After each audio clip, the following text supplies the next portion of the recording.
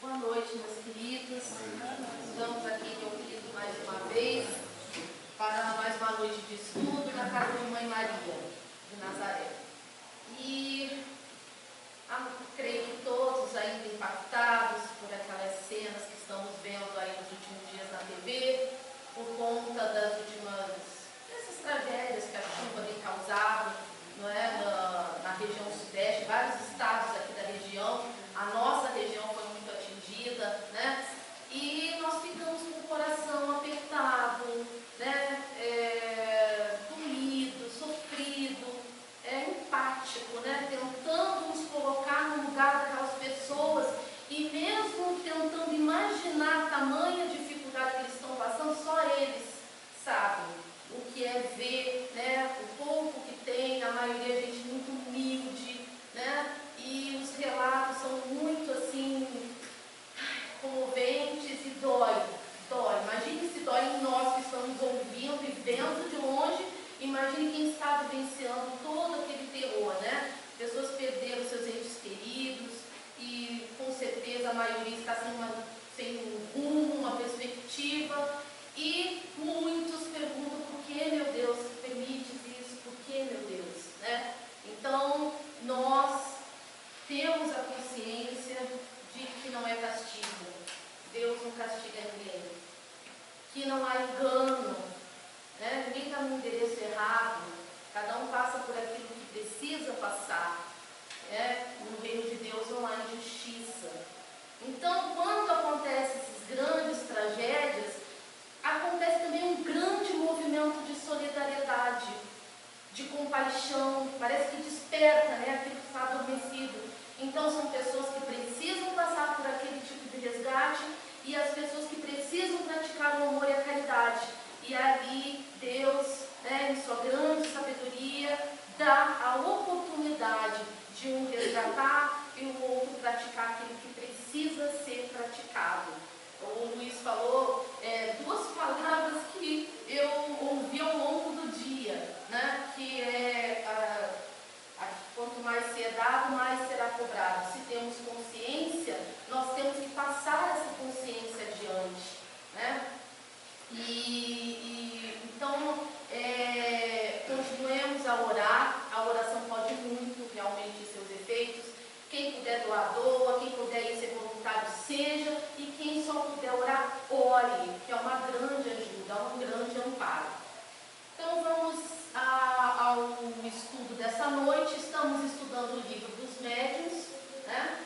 Que é um curso, esse aqui é um curso feito pelo projeto Manuel Filomeno de Miranda a respeito deste livro aqui, né? Que é o livro dos médiuns da codificação kardeciana. Estamos no capítulo 4, conceito e classificação. Médiuns, conceito e classificação. Esse capítulo é longo, né? Já faz, eu acho, mais de um mês que estamos nesse capítulo.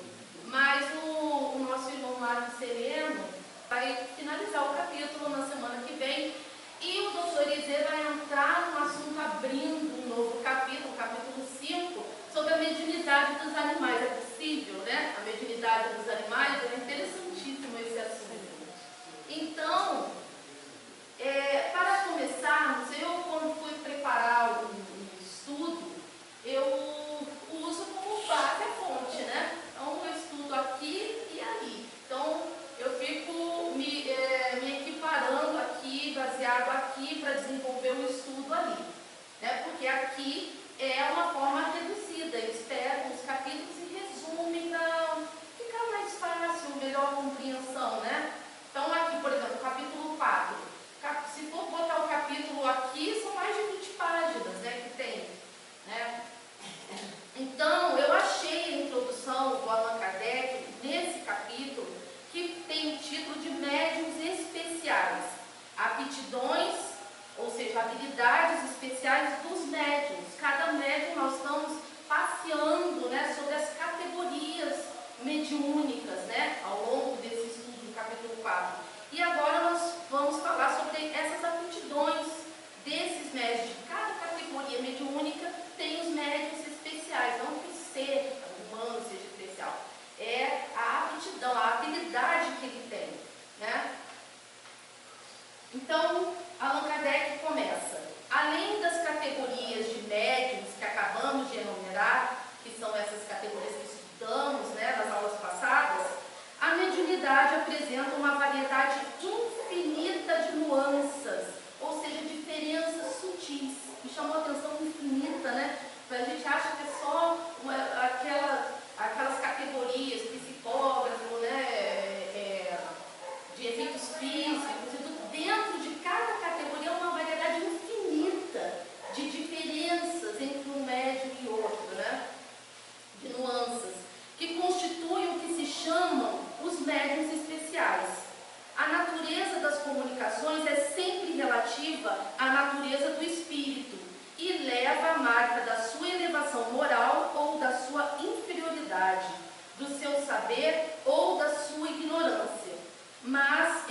igualdade de merecimento, do ponto de vista hierárquico, há neles, incontestavelmente, uma propensão a se ocuparem de uma coisa antes que de outra. Então, o que o Kardec está falando é que existe, nós sabemos, de acordo com o desenvolvimento do espírito, que ele vai se desenvolvendo moralmente, ele vai ocupando níveis diferentes de escalas, né? Então, cada espírito que ocupa uma escala diferente, ele se ocupa daquilo que ele alcançou, daquele desenvolvimento que ele alcançou. Então, ele vai dar um exemplo aqui. Os espíritos batedores, por exemplo, são aqueles espíritos que se comunicam através de pancadas, né? Nós sabemos que são espíritos bem ignorantes. Não saem quase desse tipo de manifestação, né? De manifestações físicas. E entre os que dão manifestações inteligentes, que é através da psicografia, da psicofonia, há espíritos poetas, músicos, desenhistas, moralistas, sábios, médicos e etc. Falamos dos espíritos de ordem mediana, porque chegados a um certo grau de desenvolvimento, as aptidões se confundem na unidade da perfeição. Então, esses espíritos, tem os inferiores, tem os que são medianos, ou seja, no meio do caminho de desenvolvimento, e tem os que vão atingindo as classes superiores.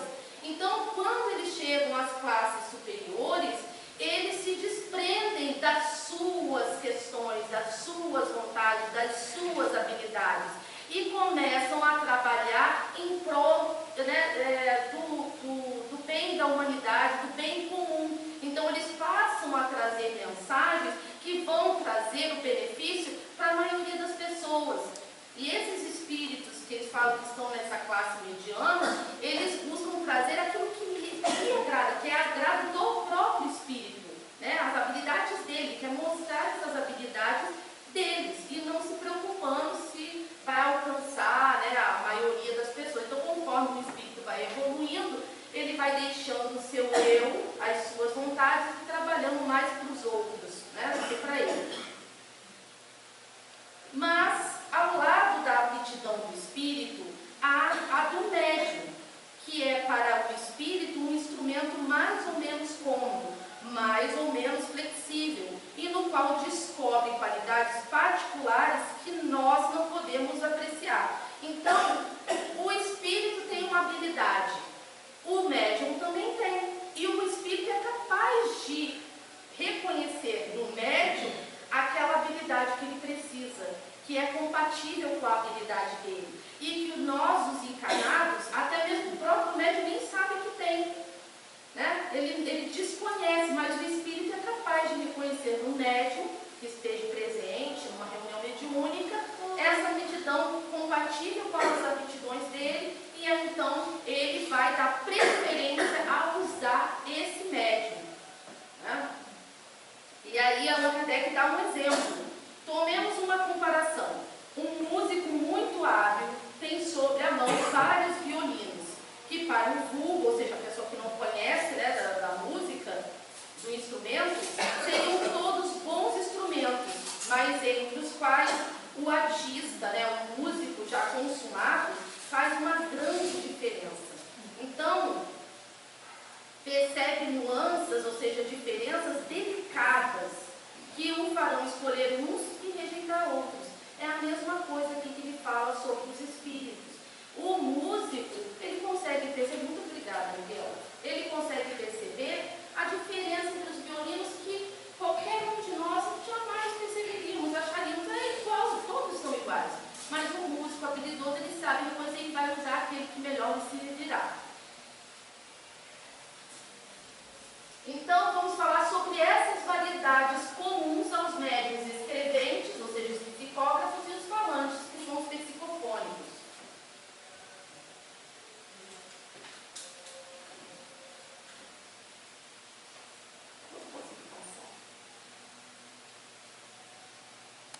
Os nomes com que são designados explicam por si sós as particularidades apontadas no item 192 do Livro dos Médiuns. Citaremos sem comentário. Então, o projeto pegou somente esses nomes que Allan Kardec listou, os nomes que são designados para esses médiuns, né?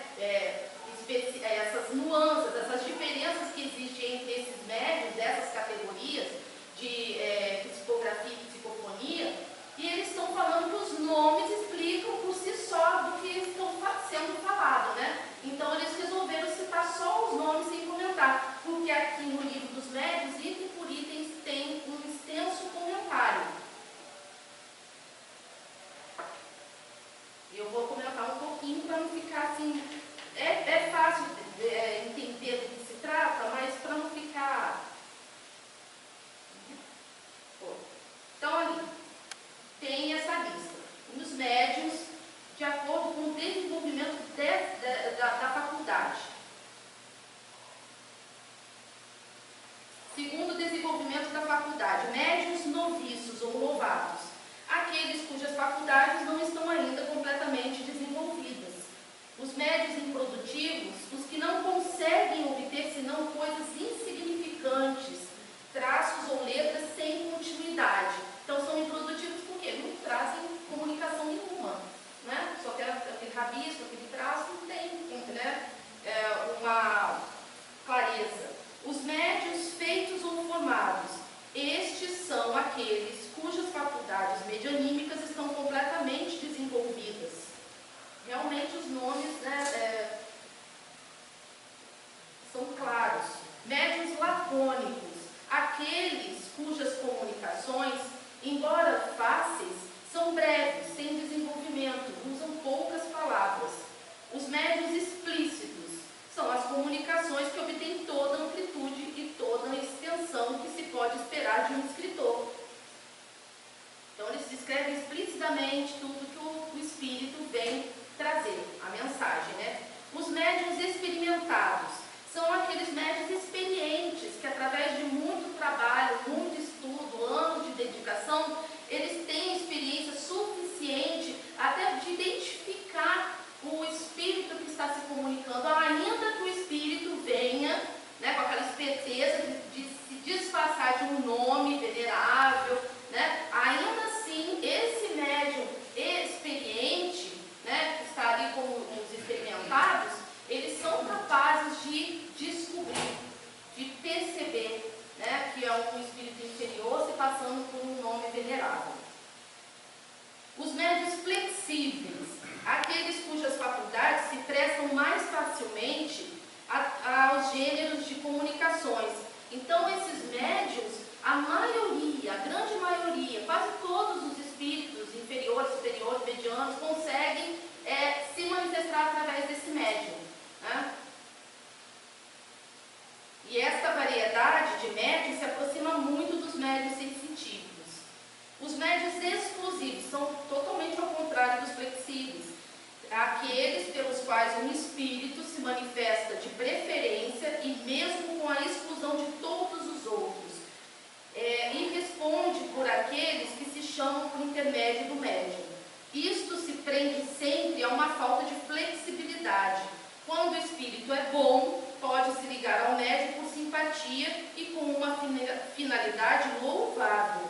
Mas quando é mau, é sempre com a intenção de colocar o médium sob a sua dependência. É antes um defeito do que uma qualidade. É muito vizinho da obsessão. Tá? Médiuns de evocação são os médiuns flexíveis, né? Que eles estão muito, naturalmente os que mais se apropriam desse gênero. E porque eles só têm a capacidade de receber a grande maioria dos espíritos, né? Seja qual for a sua origem, e eles fazem a evocação, eles têm essa facilidade de chamar, de convocar o espírito, né? De trazer o espírito para fazer as perguntas que desejam. Os médiuns de ditados espontâneos é o contrário, são aqueles médiuns que recebem espontaneamente as mensagens dos espíritos. E aqui fala que os médiuns espontâneos, eles não conseguem fazer evocações, eles não conseguem.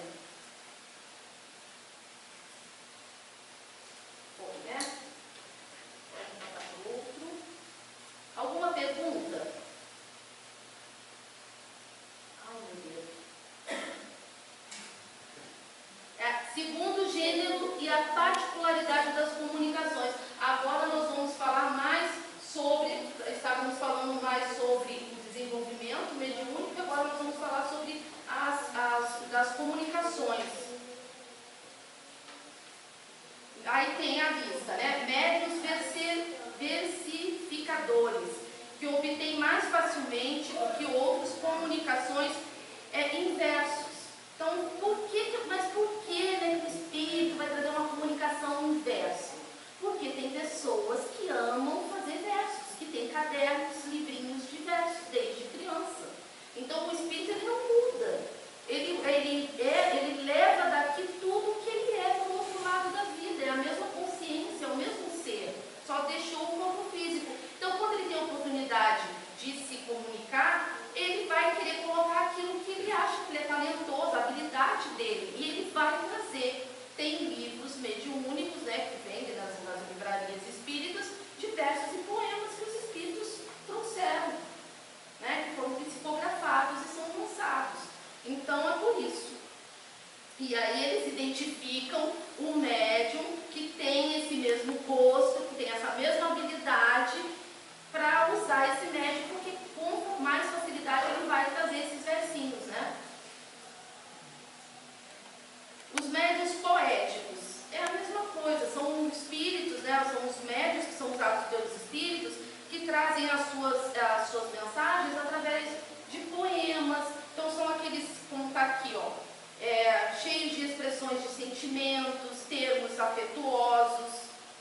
Médiuns positivos, suas comunicações têm em geral um caráter de clareza e de precisão, que se presta voluntariamente aos detalhes e às notícias exatas. Esses tipos de médiuns são bastante raros.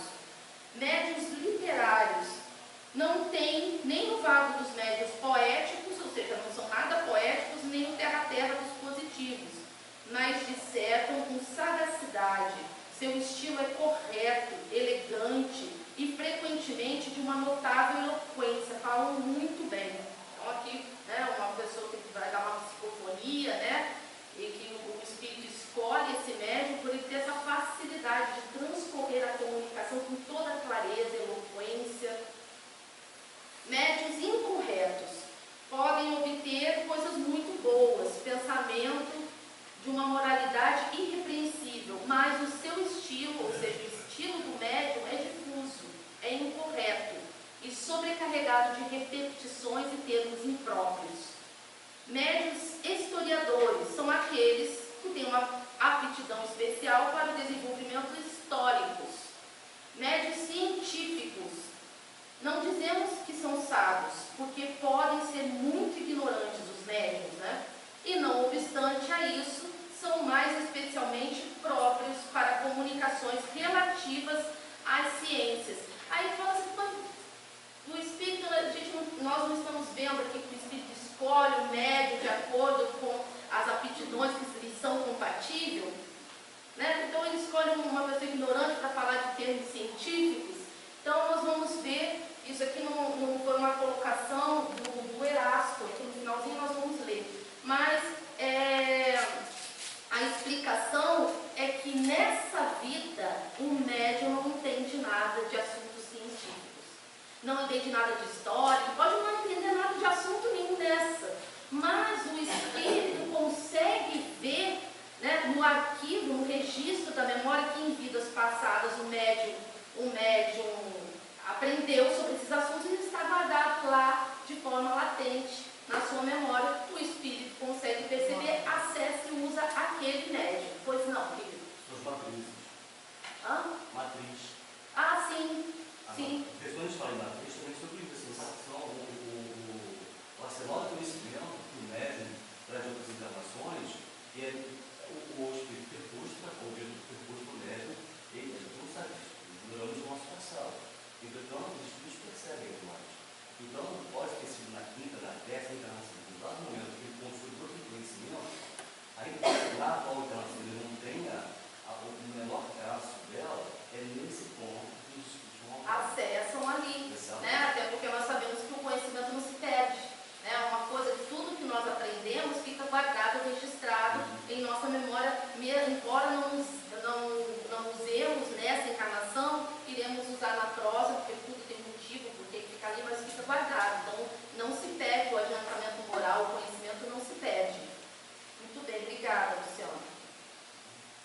E os médiuns religiosos, receitistas, sua especialidade é servir mais facilmente de intérprete dos espíritos para as prescrições médicas. Até falei sobre esse tipo de mediunidade, porque eu fiz um estudo falando sobre os médiuns de cura, e dentro da mediunidade de cura desses médiuns receitistas, e que nós não podemos confundi-los com os médiuns de cura, porque eles não fazem nada para curar, eles transmitem com clareza a receita transmitida pelo espírito, né? O médico espiritual. Então eles são os médiuns receitistas, é uma especialidade.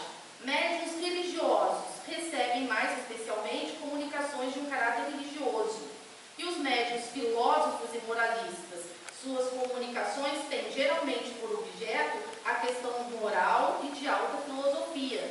Embora a pessoa seja um ignorante, não saiba nada de filosofia, mas ele tem um registro, o espírito vai lá e acessa ele.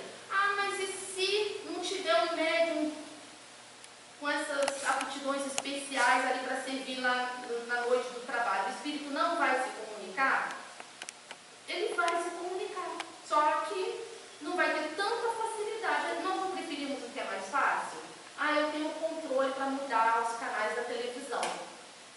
Eu vou usar o controle, eu não vou querer ficar levantando toda hora para ir lá apertar o botãozinho. Mas e se não tiver o controle, eu não vou ver televisão? Vou ver televisão, só que eu vou ter um pouquinho mais de trabalho de levantar, andar 1 centímetro e apertar o botão, né? Não é assim? Então a gente gosta de comodidade, os espíritos também.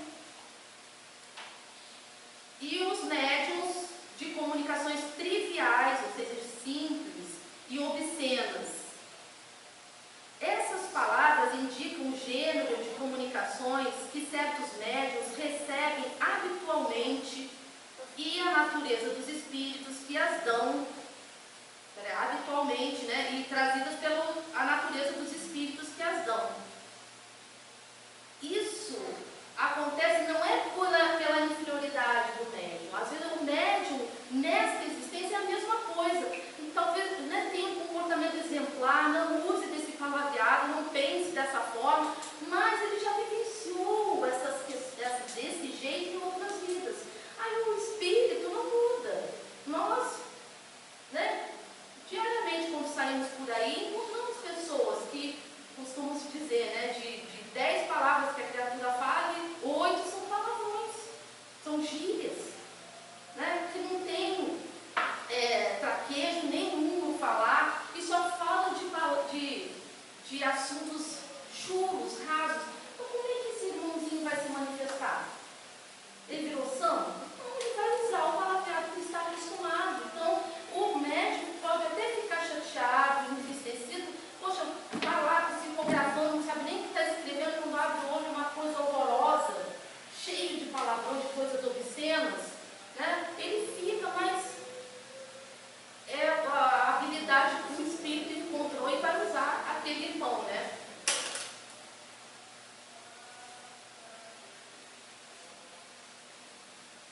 Segundo, a qualidade física dos médiuns. Então, agora nós vamos falar sobre o próprio médium, né? Sobre o organismo dos médiuns.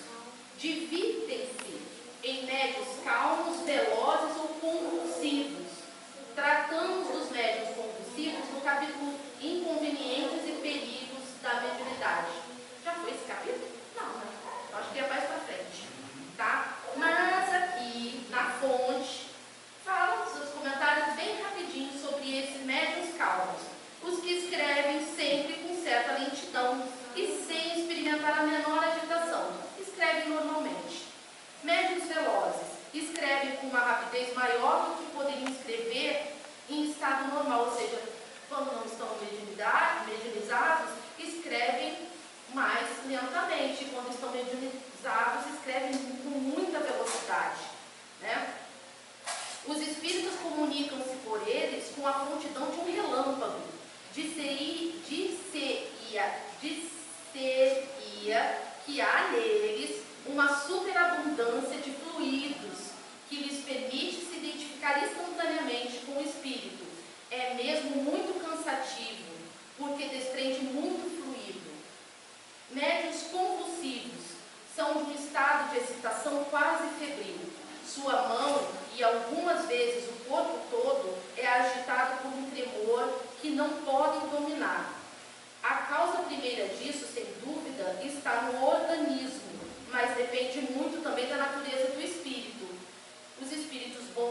benevolentes produzem sempre uma impressão doce e agradável, e os maus, ao contrário, produzem uma impressão penosa.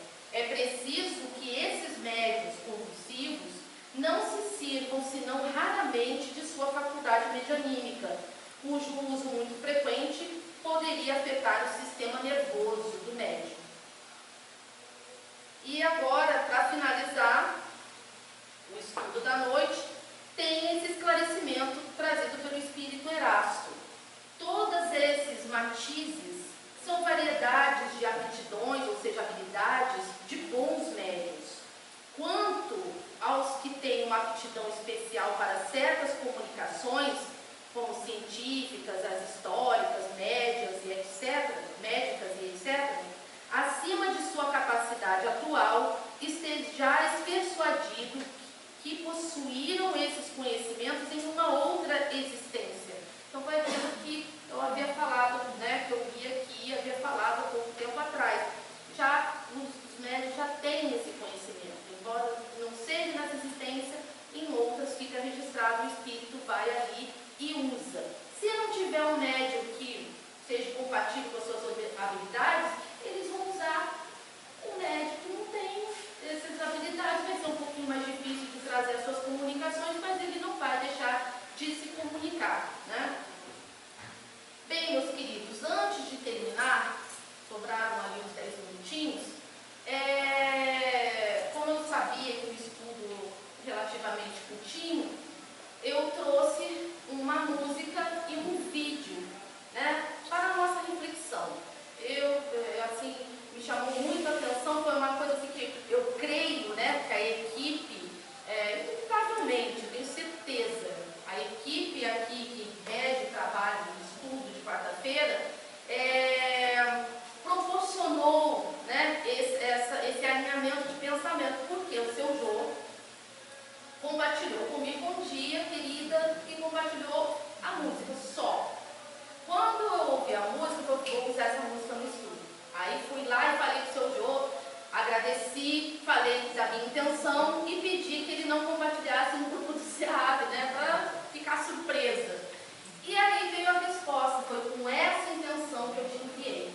Então, eu captei. Então, houve um alinhamento ali, um ajuste. E depois disso, eu comecei a perceber que antes de receber a música, eu já tinha visto uma matéria, se eu não me engano, foi no programa da Fátima Bernardes, falando sobre jovens, homens, mulheres de várias idades, eu creio que vocês já ouviram falar sobre isso, de pessoas que estão acabando com as suas redes sociais, saindo, fazendo uma abstinência, eu acho que a palavra não se encaixa, não é abstinência, fazendo uma limpeza mental, uma higiene mental, porque se acharam sobrecarregados e não querem mais, porque não se identificam mais com aquilo.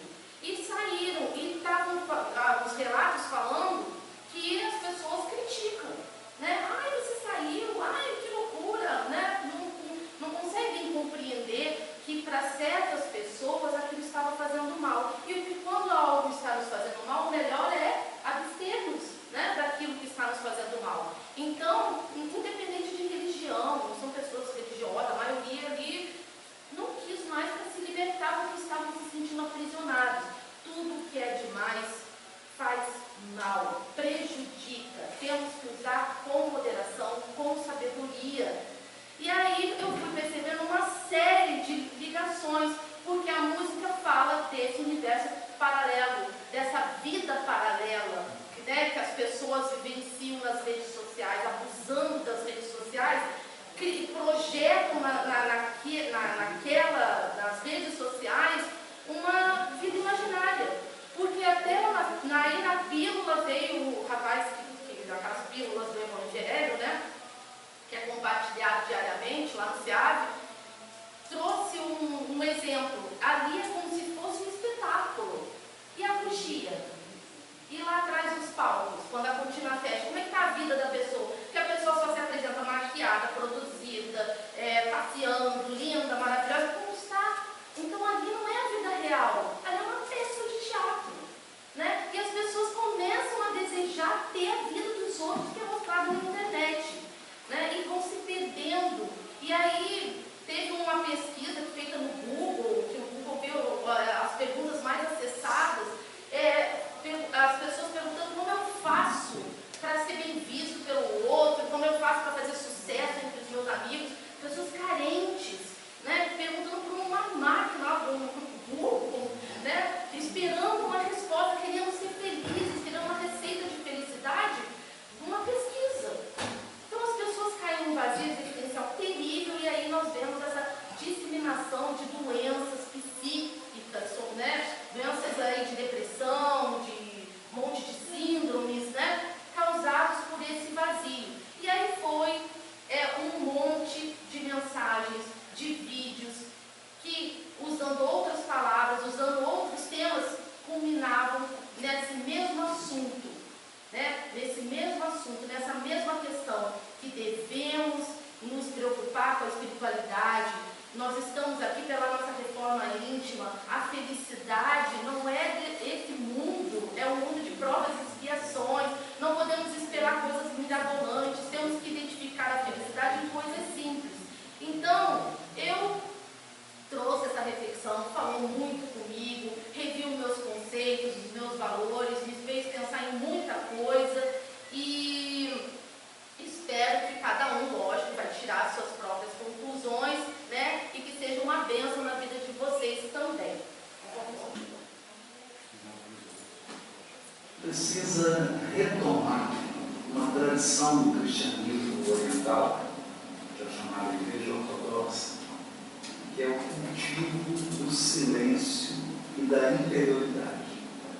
Hoje, a gente entra num ritmo tão apressado, um contato tão intenso com a tecnologia, tanto barulho, tanto trânsito, tantas demandas, a multitarefa, a gente é chamado a fazer muitas coisas ao mesmo tempo, e a gente se esquece de reservar um momento para o silêncio.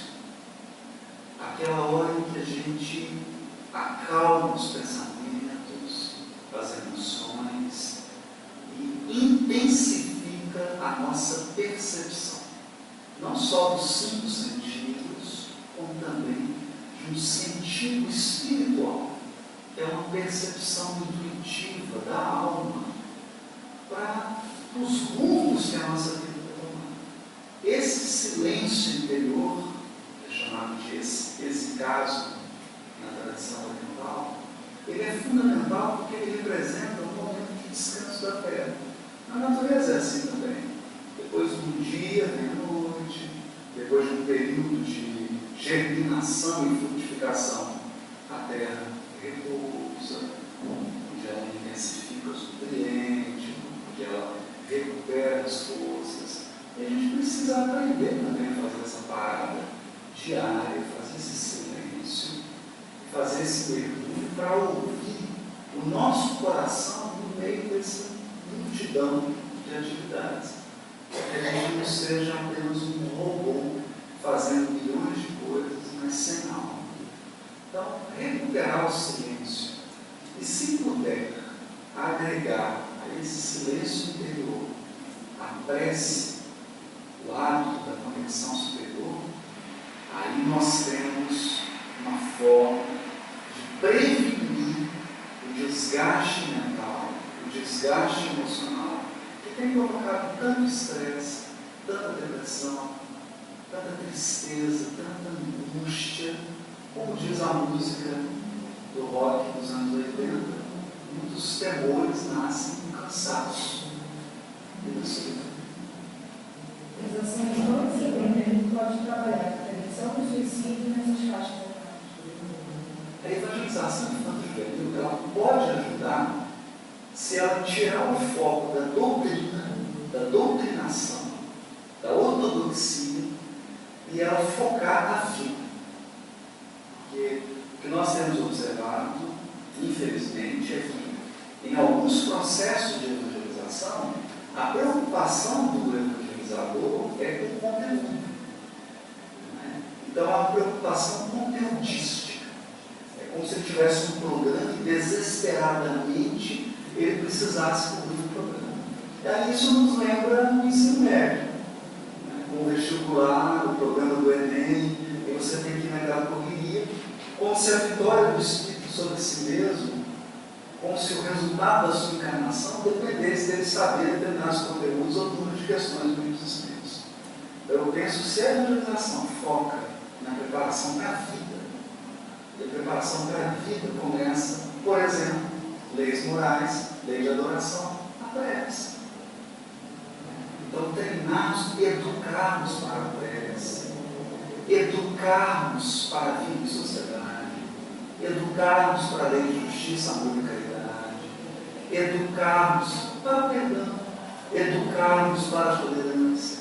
Se a evangelização então estiver focada para a vida, aí sim, ela pode construir seres humanos mais fortes, mais resistentes, mais aptos para as expiações e para as provas que, inevitavelmente, aquela criança, aquele jovem, aquele adulto, vão viver na sua vida. A gente precisa entender isso. Nós vamos enfrentar situações muito difíceis. Nós precisamos estar emocionalmente e espiritualmente preparados para isso. Então, se a evangelização entende essa sua missão, e se ela dá os elementos e prepara para essas situações da vida, aí ela vai ser muito exitosa e aí verdadeiramente ela vai formar espíritos evangelizados. Onde está a verdadeira felicidade num mundo de transição? A gente tem que fazer dois ajustes. O primeiro é nas expectativas. Ajustar nossas expectativas a uma felicidade que esse mundo aqui pode oferecer. Porque esse mundo é um mundo de expiações e provas. Ele é um mundo imperfeito. A gente não pode ficar com as expectativas tão altas. Por outro lado, a gente precisa aprender também a extrair felicidade de coisas simples. Um abraço de um amigo, da realização, do trabalho, das pequenas coisas do cotidiano. Se a gente for capaz de extrair felicidade também dessas pequenas coisas, embora a gente não tenha felicidade nos mundos idosos, a gente pode ser feliz no quanto é possível nesse mundo escola que nós vivemos. O Haroldo é um brilhante orador, né? Eu admiro muito, eu gosto muito do jeito que ele fala, que ele faz as colocações, e eu me atrevo a fazer um adendo nessa segunda parte que ele fala da evangelização infantil, a evangelização adulta, porque muitos adultos chegam a qualquer religião, não só a casa espírita, sem nunca terem tido contato antes com religião alguma. Muitas são crianças espirituais, e se nós não tivermos a capacidade, entra a fala do Luiz, né? No começo ele falou muito comigo, quanto mais se é dado, mais será cobrado. Quanto mais conhecimento nós obtemos, mais responsabilidade em ajudar aquele que está chegando. Então, se nós não estivermos preparados para falar com as pessoas e mostrar, essa situação, né, que nós estamos aqui para vivenciar, é um mundo de provas e expiações, deixar claro, para fortalecer a fé desse irmão, para que ele tenha capacidade de passar por esses transtornos da vida que nós estamos vendo por aí, né? Então são crianças espirituais e a responsabilidade é de quem tem esse conhecimento, nem que seja um pouquinho acima, né? Não podemos passar a mão na cabeça, temos que falar a verdade, claro, com amor, com sabedoria, né? Como falou o Haroldo, preparar para a vida real, né? Aí a música tem tudo a ver, a música, a letra eu achei maravilhosa, com certeza esse autor foi inspirado pela espiritualidade para trazer essa mensagem.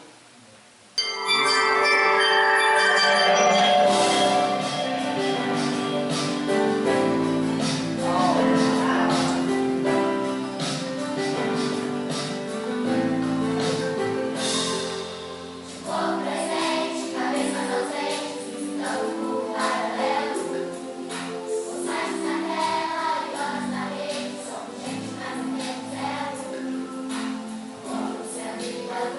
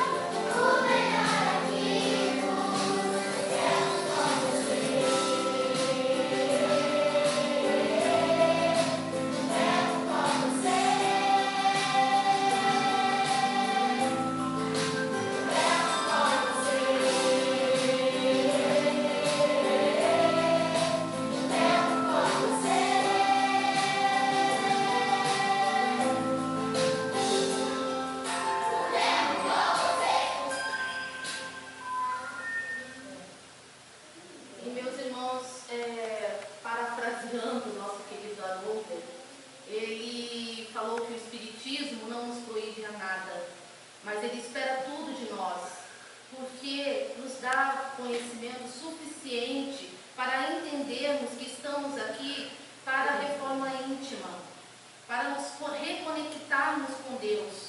Então nós temos que ter isso em prioridade em nossas vidas, né? Eu fui ver a história dessa música, como surgiu, e foi esse escritor, né, o Daniel Salles, e vi que foi apresentado numa escola lá no Rio de Janeiro, na escola presbiteriana, o coral apresentou numa festa dos pais, e alguns pais acharam demais, acharam um exagero essa música, né? Mas não é bem assim, não é assim. Para uns não é bem assim. Algumas pessoas estão confortáveis. A intenção não é mudar, fazer uma lavagem cerebral, dizer que é proibido, que é ruim. Não, mas a intenção, eu creio, é de falar para as pessoas terem cuidado, é um alerta a coisas mais preciosas, né? E as coisas preciosas estão nas coisas simples, né? Nas coisas simples, como fala, ver o pôr do sol. É viciante, é perigoso. Isso não é exagero, não é mentira, porque os consultórios estão cheios, tem médicos tratando de pessoas com a síndrome, né, do vício em redes sociais. Então, nós temos que tomar cuidado e trazer isso para o nosso lado aqui, da nossa doutrina, de não esquecermos os objetivos de que estamos aqui. Nós estamos aqui para buscar a reforma íntima, nesse mundo de provas e expiações, em que nós precisamos nos encontrar, nos conectar com Deus. E isso é que nos trará a felicidade. A felicidade de saber o porquê que estamos aqui, né? Para que passamos pelas provas e expiações, para onde iremos. Isso nos traz consolo, né? E buscar as coisas simples. Amém? Amém. Então, sobre o doce olhar de Mãe Maria, encerramos mais uma vez o estudo dessa noite. Que a graça e a luz de Jesus esteja brilhando e vibrando em nossas mentes hoje e sempre. Graças a Deus. Obrigada.